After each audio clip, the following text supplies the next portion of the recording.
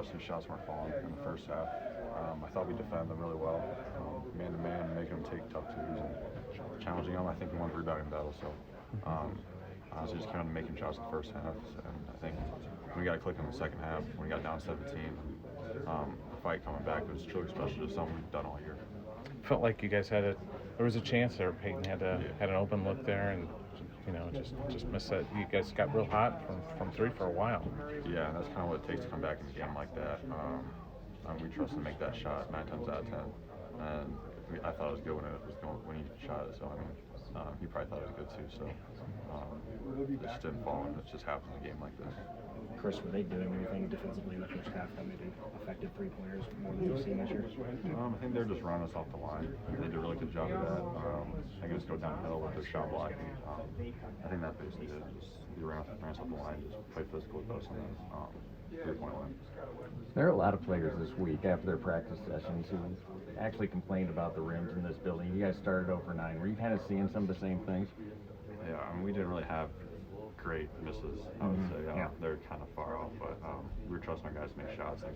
And the second half we got hot, and I mean, you can't really say nothing about the rims when you get hot like that. So Auburn shot the ball well too. So I was thinking, as a shooter, it doesn't matter what type of rims you have. You expect to make a shot, whether you're playing street ball outside or you're in an arena like this. What are your emotions right now? Finishing up this season, breakout year for you. Yeah, obviously tough with Connor and Phil being seniors. Just the adversity that I went through all year. It's definitely tough for it to come to an end like this, where in a game we fought back from 17 down, thought we had a chance to win. What's next for you? Probably go through that in the next few weeks. Just take this all in first. Okay. Yeah. Second half, did it just come down to you guys were making shots? You like the looks you were getting in the first half, or was it just, I guess, what changed, for you guys to come back? Yeah, I think so. Yeah, we got good looks.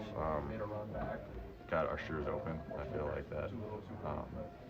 The shots didn't fall in the first half, and we did the same thing in the second half. Got open looks, and were able to convert on them. So I think it was just a matter of just being able to knock down shots, and I think that's kind of what it came down to. Obviously, the three balls what kind of got us back in the game, because we knew that they were kind of a spurt team, and they go on a run. So we knew we'd have a chance to come back into the game. Was there anything in particular? It's a big part of my life. Been here for a while now.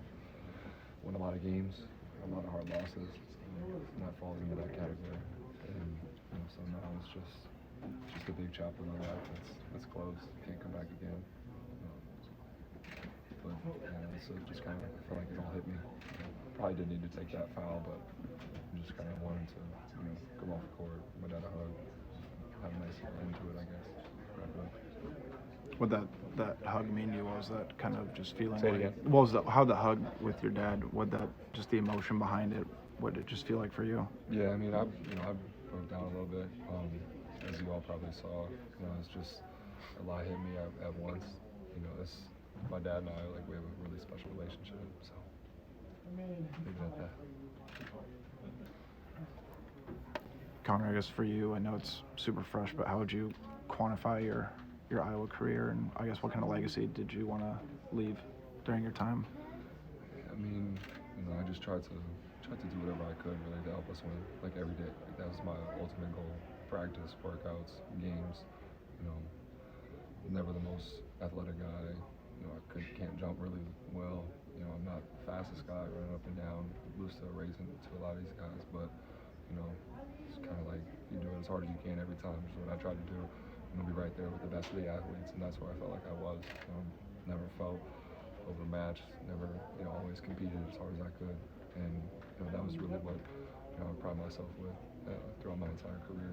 Just trying to win every day, win every game, and for a lot of my career we were pretty successful, won a lot of games. So that's something that I'm proud of, and I got my teammates to thank for that as well. But it's something that I hold close to my heart personally.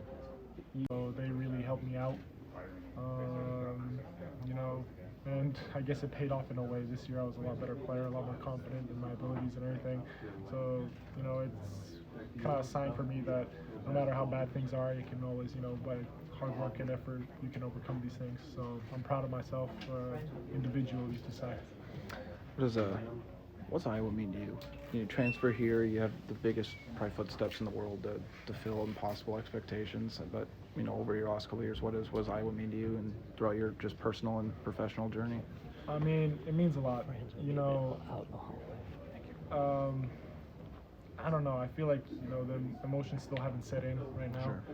They definitely will. I don't know. It's a place where I grew a lot.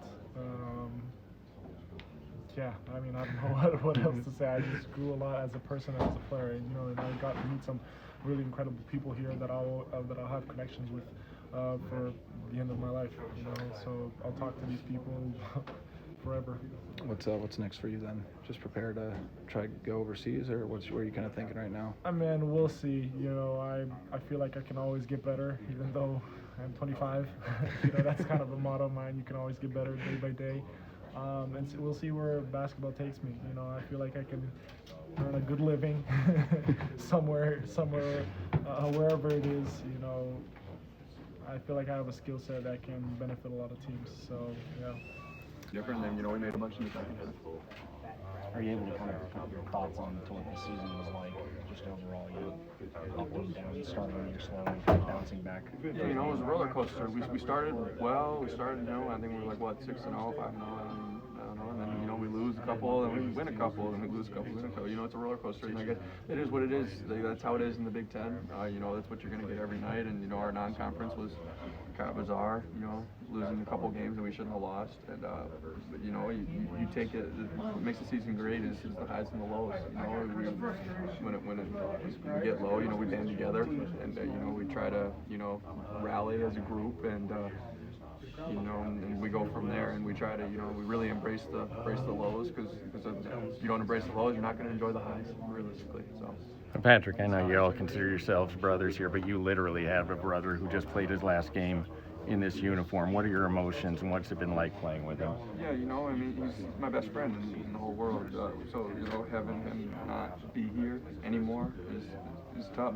I've always had my brother with me wherever we were. And, he went off to college when I was still in high school, but he was in Iowa City, and we were still really close, and we were still together all the time.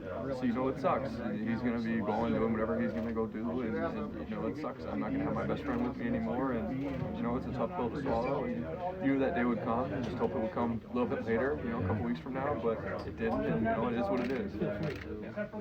Patrick, I know you really can't, I guess, just put it in good words right now because it's so fresh, but I mean, your ability to bounce back this season after everything you went through personally, to be able to at least be back on the floor with your brother, I mean, how important was that for you, just to be able to take it day by day and be with him after everything that you battled through? Yeah, when I stepped away, I told everybody I wasn't done. Like when you hear a lot of that stuff, the guys usually are done for the year. That was not my plan. That's not what I wanted to do. And realistically, I probably came back too early, not mentally, but physically. I wasn't ready. It took me a while to kind of get my legs back, get my groove back, and I wasn't ready. And I'm out of the flow, out of the rhythm of things. We got a good groove going, and then I'm trying to come back in the fold and trying to figure out, navigate my new role, that kind of stuff. And it's what the year's about, man. It's never going to go perfect. My dad says all the time, it's not a game of perfect. There's going to be mistakes, there's going to be, miscues, there's going to be adversity. And, that's what makes the year so great, and that's what makes college basketball so great, is the ability to, go from the lows to the highs.